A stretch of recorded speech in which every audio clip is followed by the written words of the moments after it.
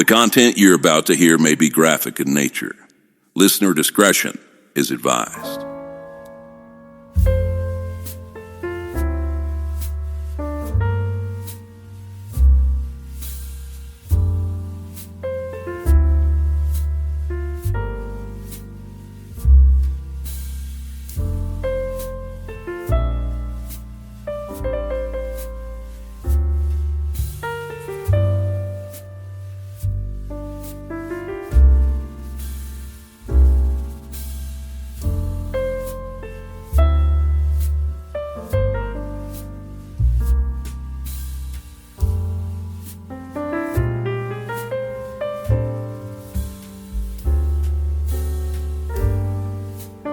This is True Crime XS.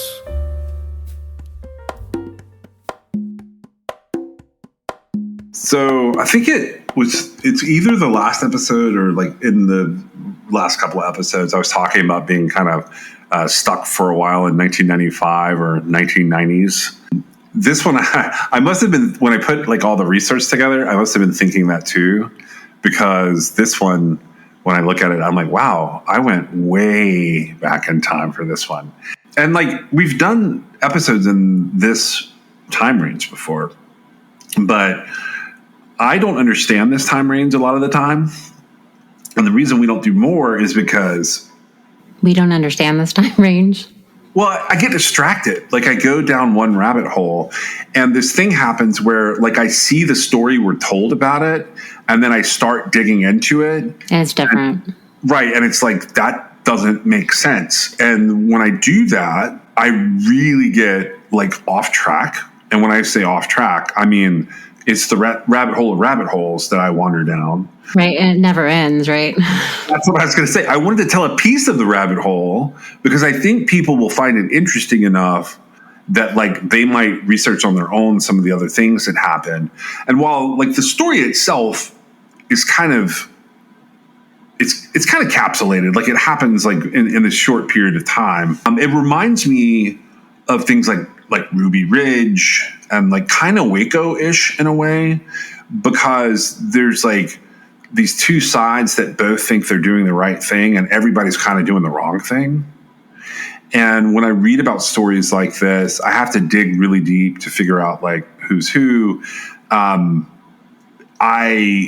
I get really fascinated with the concept of how America was settled.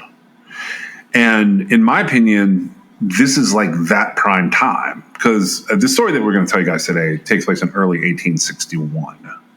So anybody who wants to check out, now's the time to check out if you're just not into like really old stuff. I happen to like that time period, but it is difficult to tell stories that are true crime related in that time period with any level of facts that we feel are supported. So this is one of those rare instances where this story has been told. And even if we can't tell you exactly what happened, we can give you kind of the multiple sides of it all.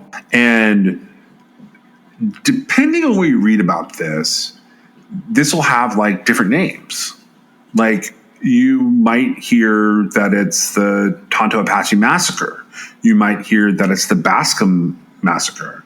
You might hear it called the Bascom Affair. And I thought, like, anytime there's enough question that we don't really know what to call it, there's enough for us to talk about that case.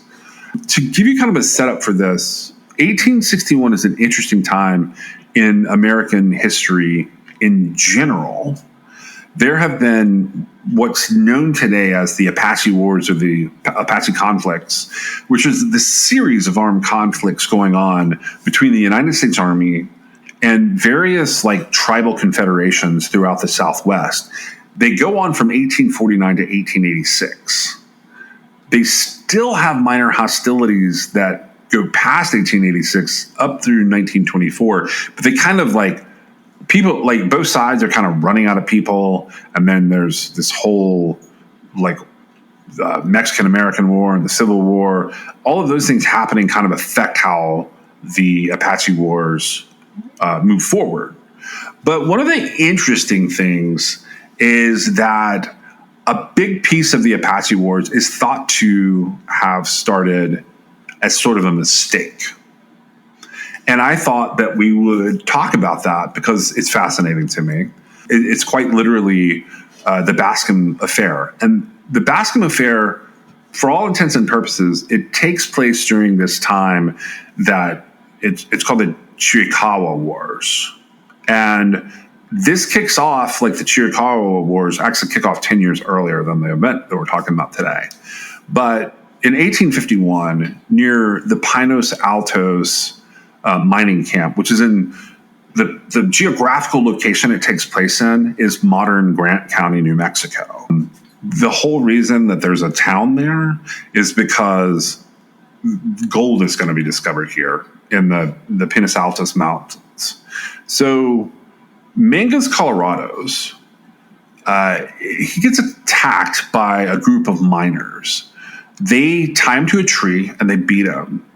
And there are multiple incidents that start occurring during this time that, in terms of the U.S. government, they are violating a treaty that had been signed in Santa Fe, New Mexico, April 2nd of 1851. And that treaty was really meant to kind of keep like these skirmishes from ongoing.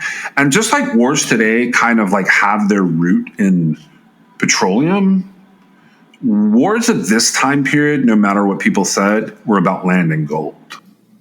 Oh, yeah, 100%. This peace treaty that Mangus Colorados had signed, it was really meant, like he was an Apache tribal chief, and he was a member of the Membreño division of the Central Apaches.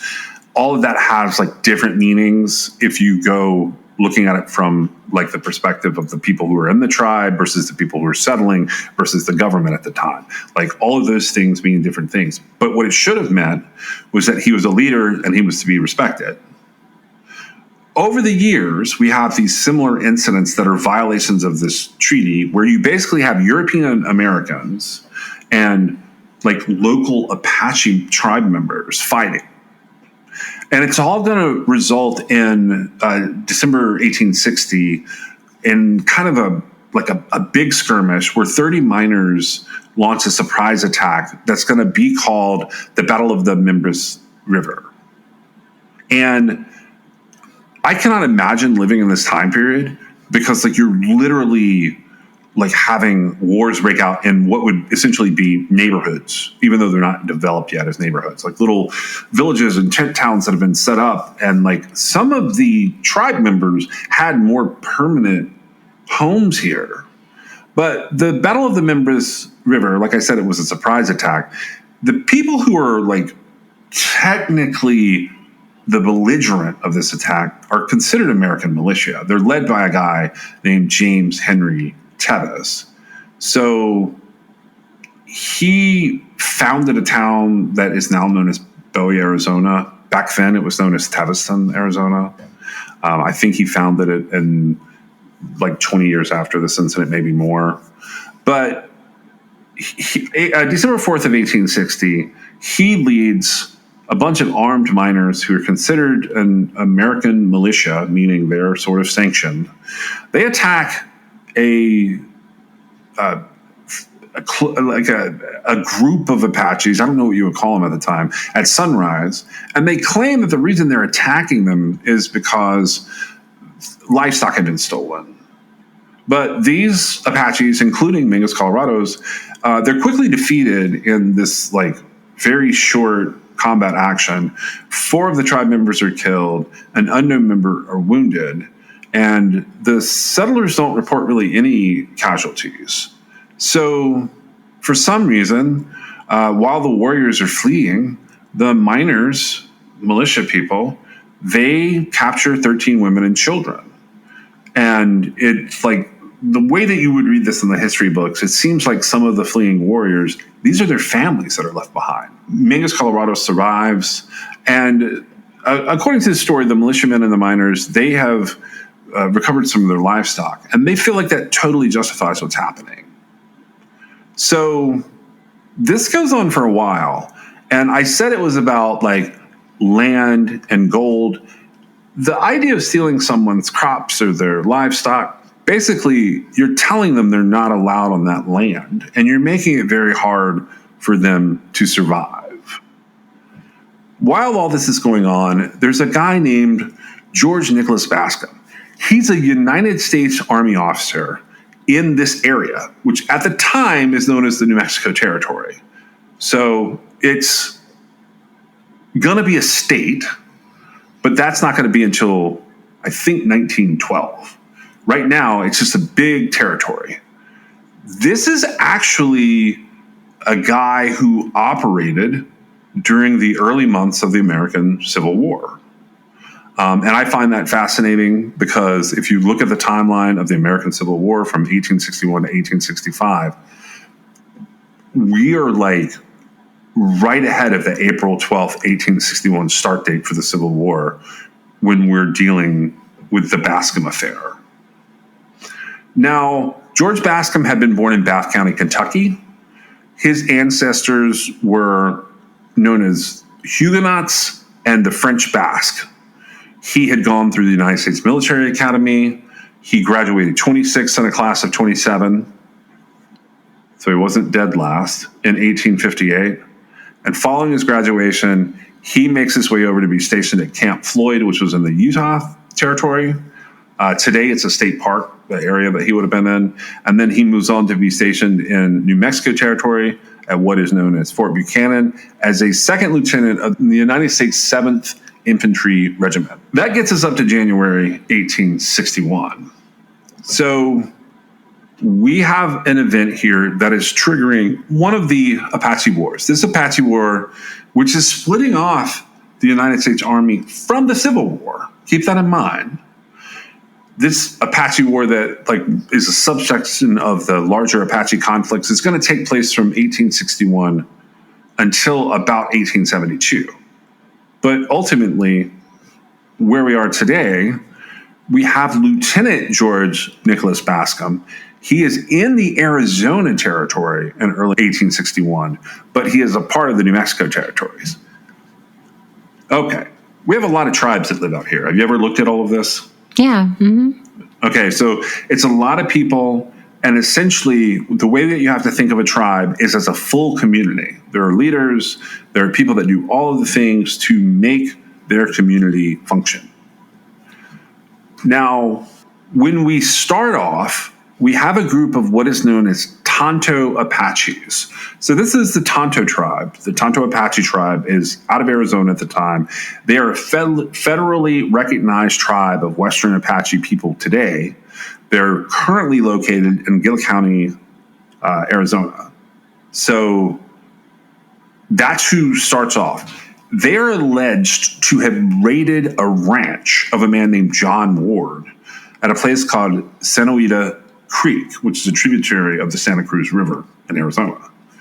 And what is said to have happened is the Tonto Apache make off with some livestock. So just like the other incident.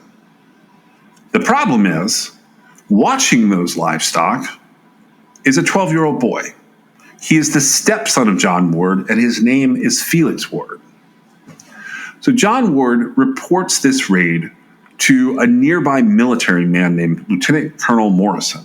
He's the commandant of Fort Buchanan in Arizona. He directs Lieutenant George Nicholas Bascom and a large group of infantry to rally up, form a huge posse, and head out to recover this 12-year-old boy. So George Bascom and his group of men, they go out to locate the boy or to find the Tonto Apache members, and they can't find them.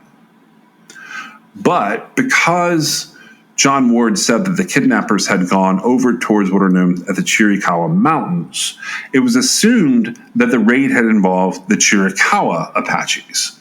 That is a completely different group of people than the Tonto Apaches. And that is the reason that I pointed out that you have tribes living out here as full-blown communities. So if you're going knocking on the wrong doors, you're going to start an argument, potentially a fight, and possibly an armed conflict with people that have nothing to do with what you're there for. So this was considered, like the Chiricahua were thought to regularly do things like steal livestock. But it was determined that the group who were actually responsible were not Chiricahua. They came from a group of Tonto Apaches called the Coyotero. So Coyote RO is how you spell it. Well, Lieutenant Colonel Morrison, he orders George Bascom to do absolutely whatever it's going to take to get out there, find the correct kidnappers, and to recapture this 12-year-old boy. So you have George Bascom, you have John Ward, and 54 soldiers. They head out. So this all starts on January 27th, 1861. By the time they're going to get to where they need to be, this place called Apache Pass, or Puerto del Dado, this is a historic mountain pass in Arizona. It's between the Dos Cabezas Mountains and the Chiricahua Mountains. Where like the Apache Pass is I think it's 5,000 feet above sea level is where we're going to. In this area, they're meeting up with a guy named Sergeant Daniel Robinson. He is going to go along with them for the rest of this expedition. And George Bascom is able to negotiate to convince a Chiricahua Apache leader named Cochise to meet up with him. Do you know who Cochise is? You ever heard of him before? Okay. So he's a noted Apache leader. Like his name means as much as Geronimo, Mangus, Colorado. His approach to all of this, if you look back in time, first of all, he was a big dude. He was over 6 feet tall, pretty heavy-set, muscular guy. For the time, for the 1860s, he's a large man, period. Long black hair. He wears it in a traditional Apache style. And he lived in the area that would now be like Sonora, Mexico, New Mexico, and part of Arizona. His approach, though, was they were resistance fighters. They had to fight off the Americans who were coming from their northeast and like directly above them from the north. And then they were fighting off people coming from Mexico from the south and southwest. So he was really just attempting to preserve his life and his land. Now, he gets involved here because he had mistakenly been thought of to be part of carrying it out.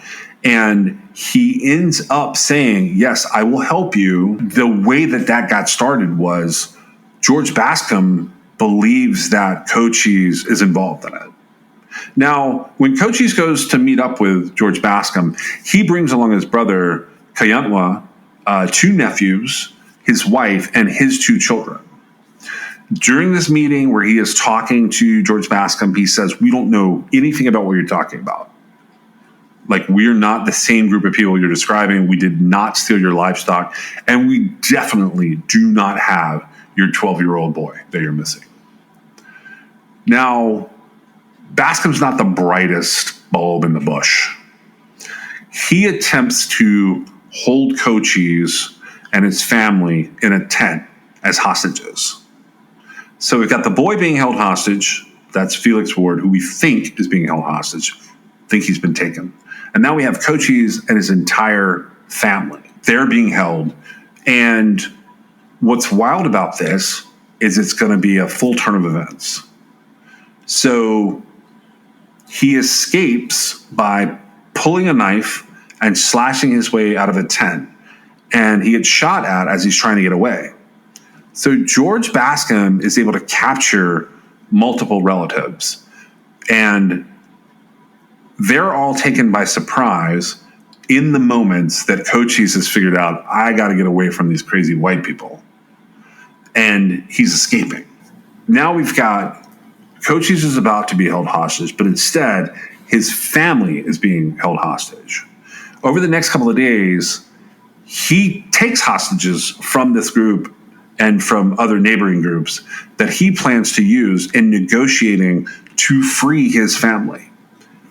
But U.S. troop reinforcements are sent over. Because remember, the way that Morrison set all this up, he told Bascom, I'm going to send you whatever you need. And sure enough, reinforcements show up, and the negotiations fall apart because Cochise is looking at this going, man, they're just bringing more people in here, and I'm just trying to get a couple people out of their tents. So it gets crazy, and he ends up on February the 5th sending a message saying, please release my family. And Bascom refuses. And he says to Cochise, we will set your family free as soon as you send us back Felix Ward. And Cochise is like, dude, we told you, we don't have this kid. Right. And just to reemphasize, the whole reason Cochise showed up with his brother and 2 nephews, his wife, and his 2 children is because Bascom asked him to, because an assumption was made.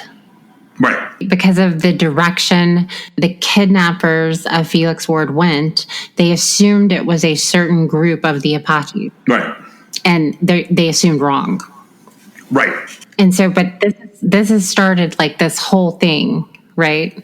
Oh, and it's about to get worse. Yes, it is. So Cochise loses it. His family is being held hostage, and he is just like, I gotta deal with it. He sets about to take even more white people hostage. He just retaliates. He retaliates. He comes across a group of Mexicans and Americans who literally have no idea what is happening. They're Teamsters. They're out here to like help create towns, and they have nothing to do with any of this. And Cochise is like, you know what? I'll take them. They look right. So he grabs 9 Mexicans and he takes 3 Americans hostage, ends up killing the Mexicans after torturing these poor people who have no idea what is going on, takes the 3 Americans and tries to exchange them for his family. But George Bascom says, I'm not interested in those 3 people I've never met. I have no idea who those people you're talking about are. I only want the 12-year-old boy. So this is not great.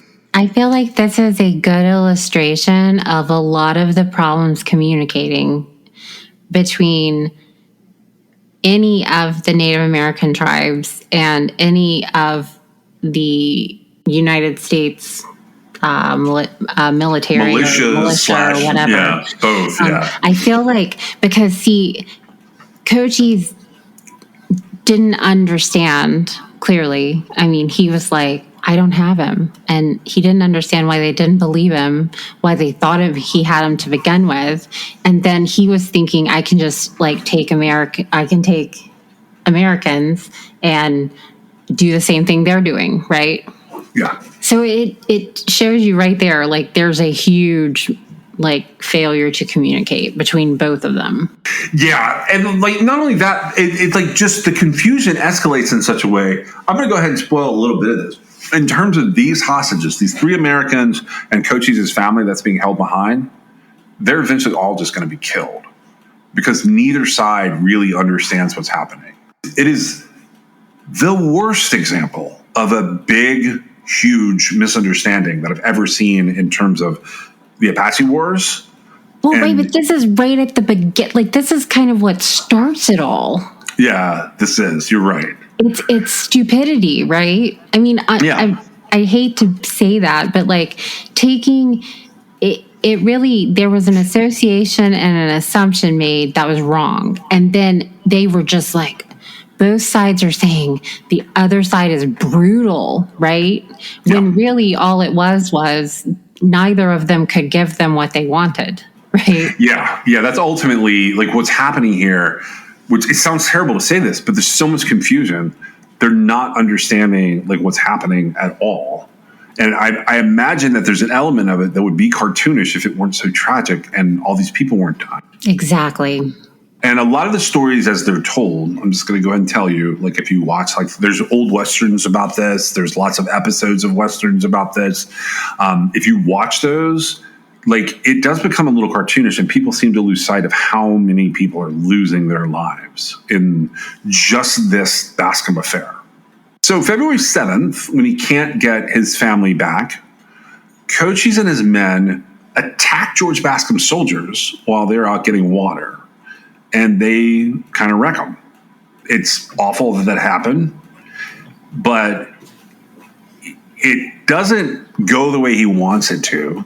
And it turns out that like he really is super outnumbered. So he ends up fleeing and taking the hostages that he has collected to Sonora, Mexico. Sonora, Mexico at this time would be right outside of the American jurisdiction, I guess. It would be part of what would be the federal entities of Mexico. Which is fantastic to think about, because you think about the fact that they've kidnapped a family, but they don't want to go outside their jurisdiction. Yeah. So on the way, he decides that the American hostages he has are not the best idea. He doesn't know what to do with them. So they end up torturing them to make sure they're not a part of the other American group that they're having this problem with. And then they kill them and they string their remains out along the way, which kind of leads to them in a way. It's like they're a trail of breadcrumbs that's human remains. Well, sort of, but it's also like, I don't know that they realized that it was leading to them, but what they were doing was saying, like, look what we can do. Right. And then February 19th, 1861, a lieutenant named Isaiah Moore, who is part of the relief party of the cavalry coming out to Apache Pass, he's put in charge of dealing with Cochise' family who's been left behind. So he decides that he's done with his situation too, and he hangs Cochise's brother and his nephews, and then he and his soldiers leave. So the moment that Cochise comes back and discovers that his brother and nephews have been killed is the moment that if you look at history, it is alleged that the Apaches stopped hating the Mexicans coming up from the south and the southwest and transferred that hatred over to the Americans and started the 25-year-long war. Because Cochise and Mangus Colorados, they're going to be the ones leading this war for a very long period of time. The raids and murders are going to escalate. And like I said, this is going to keep going for 25 years. Now, I say all that, and most of the hostages that we just talked about are dead, except for one, who has a very interesting story. So, Felix Tellus was born in either 1848 or 1851 down in Mexico. His mother was a woman named Maria Jesus Martinez. She was Mexican. His father was a man named Santiago Tellus. At 16, Maria and Santiago met, they fell in love, but they didn't get married because there was said to be some kind of issue between the parents. Specifically, it was believed that Santiago's parents did not believe Maria was the right choice of a wife. Either way, his name at birth is Felix. In 1858, Maria Jesus and her two children, Felix and his half-sister Theodora Rangel, they move in with a man named John Ward. So John Ward is an Irishman who had migrated out to the Arizona territories and started himself a ranch. According to the census for August 26, 1860, Felix Ward, at that time, who is in the census is done for the Sonita Creek settlement in the Arizona territory. The census says that Felix Ward was 12 years old, his sister Theodora was 10, and that they had a baby sister, Mary Ward, who was 5 months old. Maria Jesus Martinez at the time is listed as being 30 years old, and John Ward is listed as being 54 years old. There is a half-brother, Santiago Ward, who he is going to claim to be born on July 25th, 1860. But there's like a lot of contradictions in here. From what we can tell, John Ward and Maria Jesus seem to have 5 children prior to his death in 1867. That's John Ward's death. So Felix Tellus is out by the livestock. he's climbing a tree near his farm, and according to him, an Apache warrior literally rode up beside Felix and puts him on a horse. So this is Felix Ward. It's going to be years from this Apache raiding party before we find out what happened to him. But he is finally traded from the Pinal Apache over to the Cayetero Apache, who at the time, depending on who you were in the world, you might have known them as the White Mountain Apaches. This kidnapping that we've been talking about, I'm just going to go ahead and reiterate, it's probably the start of the worst of the Apache War. And it's definitely one of the, horrible starting moments for bad relationships between the Apache tribes and the United States. This abduction directly leads to the hostilities between multiple nations who are warring with the United States militias and the United States Army. John Ward had been away from his home. He returns home. He learns that his cattle and his stepson have been taken by these Apaches. And he kicks off the story that we just told you about. From what we can tell, while all of that crazy hostage taking and murder was going on, Nayundi, a White Mountain Apache, adopts Felix. Felix becomes the foster brother to Tal del Zil. Later on, he's going to be known as John Rope. Felix participates in Apache tribal tobacco smoking ceremonies, and he is accepted into the White Mountain Apache tribe. And he smokes tobacco with their medicine men. He is going to be known as an Apache for the rest of his life, along with John Rope. Now, John Rope is a clan leader, and he's also an Apache scout, and he received the Medal of Honor. Don't know exactly where he was born or when he was born, but it's believed to be sometime between 1855 and 1863. We know he passes away August 8th of 1944. John Rope is a young foster brother to Felix Eller. I think he's actually a little younger than Felix based on these numbers. He goes to San Carlos in the mid-1870. He's in his early 20s. He enlists along with his brother and multiple other Apaches, and they end up sharing a horse. He and his brother share a horse. They ride double to reach where they're going. And John Rope stated that he had joined the army, keep that in mind, in order to help the whites against the Chiricahuas, because the Chiricahuas had killed a lot of people. So he ends up riding as a scout for General George Crook during the Apache Wars. So John Rope, born Childa Hill, who is the foster brother to Felix Tellis Ward, they go to work for the U.S. Army. That's wild, right?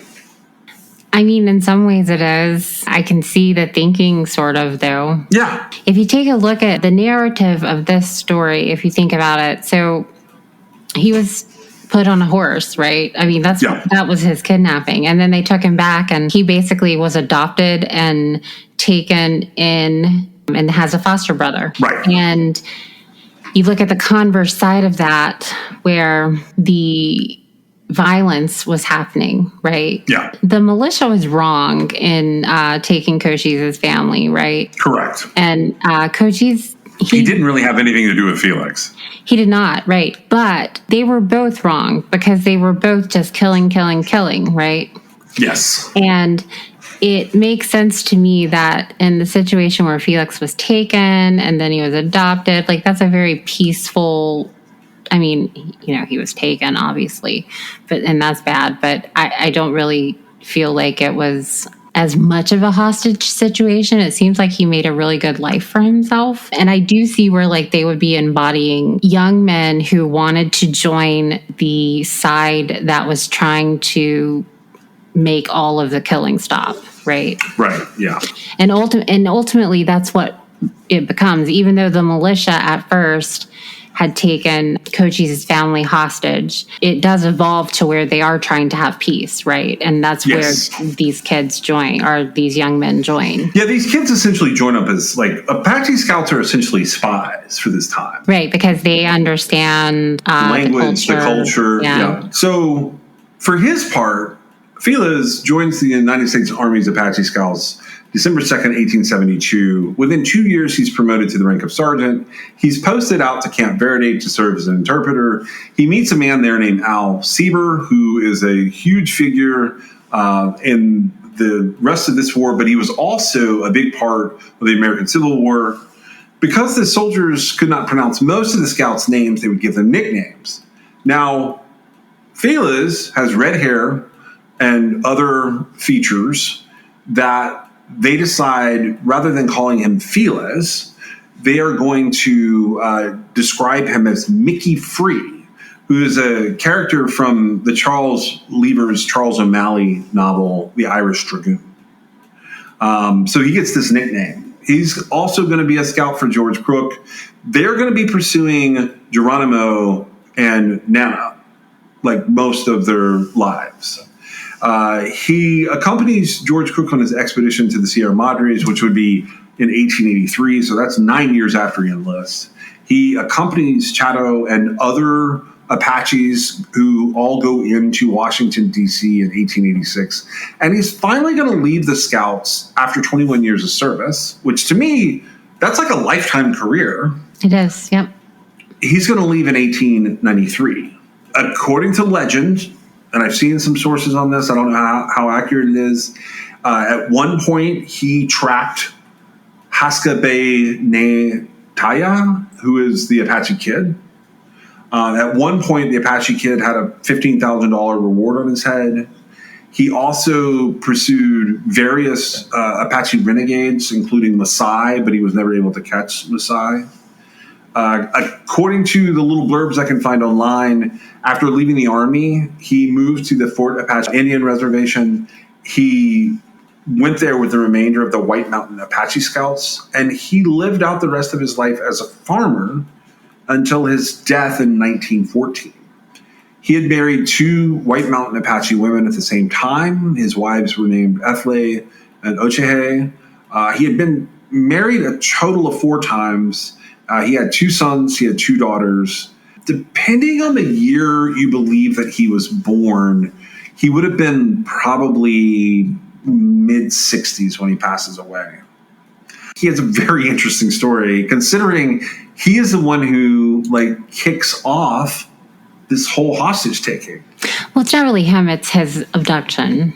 Right, the abduction of him. You're right, I'm sorry. For the other characters that we've kind of been talking about, so George Bascom, he was kind of the Army officer who was dealing with all of this. After the Civil War begins, George Bascom, he gets promoted to captain, and he is part of the U.S. 16th Infantry Regiment. So this is the United States Army. He goes to join this new regiment, and the 3 companies of the 7th Infantry that had moved to Fort Craig, they end up involved in the Battle of Valverde. So he doesn't actually get, even though he becomes the captain and he's supposed to be in charge, he never makes it to the 16th Infantry. He's killed in action by Confederate forces on February 21st, 1862. So it's about a year after the Bascom affair. Fort Bascom, New Mexico is, for some reason, still named in his honor. He had originally been buried down at Fort Craig, but when Fort Craig closed in 1885, they dug up all the bodies and reburied them in Santa Fe National Cemetery. They could not identify his body when they did that, so he is believed to be one of the unknown markers that's in Santa Fe National Cemetery. Cochise is going to be a part of this war that goes on for many, many years. In fact, he is going to live to be till 1874. It's thought that he was either 68 or 69 years old when he passes away. He had been captured. From what I understand, he'd been captured several times. Some of those are dubious as to whether they actually had Cochise or not. and he also was able to doesn't escape. I was going to say, he also doesn't seem to take well to it. Yeah, no, he likes to escape. According to his story, he died of natural causes. It's thought that maybe he died of some kind of cancer. He was buried in the rocks above one of his favorite camps in the Dragoon Mountains, which is now called the Cochise Stronghold. Only his people and one of the men who worked with him at the time, known as Tom Jeffers, apparently they're the only ones who know his exact resting place, which I guess has never been disclosed. I find this story fascinating. I know it's like a little different than the other ones, but it is technically like multiple hostage takings. It's another one of those rolling hostage situations, and it all stemmed from like a lack of communication. I'd be interested to know, I don't know if it's out there anywhere, but what the initial conversation with the Native American that rode up on the horse and he got on the horse. Yeah. Like, what was that conversation? Would you like to come be part of our tribe? Hey, Maybe it wasn't even a kidnapping. Yeah. Hey, you're coming with us. Okay, I don't have anything else to do. I mean, I'm just saying, like, it's startlingly facetious, like what happened, right? Like all of that led to like these huge, battles, and a lot of people died, and there's a lot of even to this day, there's a lot of animosity from it, right? Oh, absolutely. There's tons to read based on this, like in terms of like rabbit holes, if people just want a rabbit hole to go down. The Hunt for Geronimo talks about a lot of these characters. It's a fascinating story. It is a very weird time in U.S. history. We don't talk about it nearly enough anymore.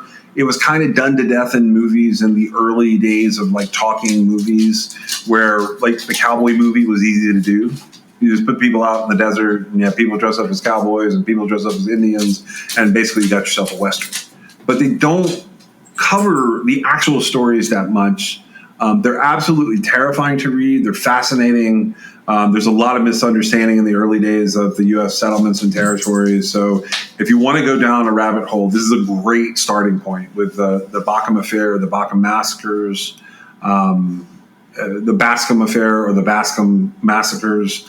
It's a really cool story, and I wanted to include it because it doesn't have the traditional true crime elements that we look for in our stories. But I figured since we're doing hostage taking, it's kind of the perfect place to like work one of these stories into. And I thought like this one has, like you said, that rolling hostage taking spree sort of happening. I thought that would be an interesting story for the holidays. Yep, and it's a little piece of history.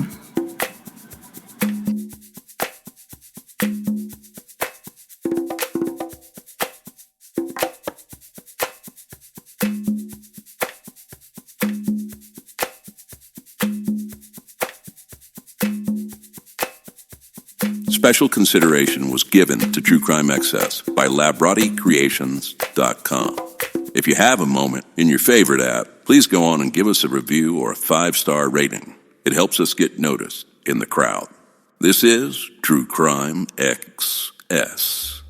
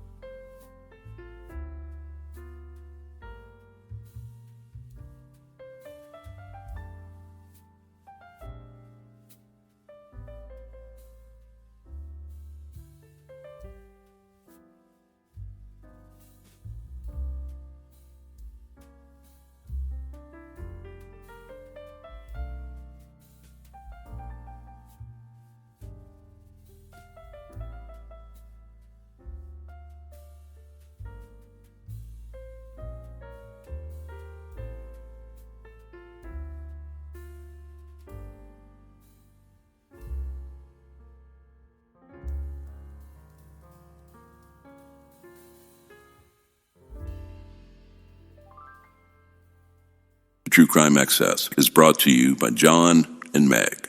It's written, produced, edited, and posted by John and Meg. You can always support True Crime Excess through patreon.com, or if you have a story you'd like them to cover, you can reach them at truecrimeaccess.com. Thank you for joining us.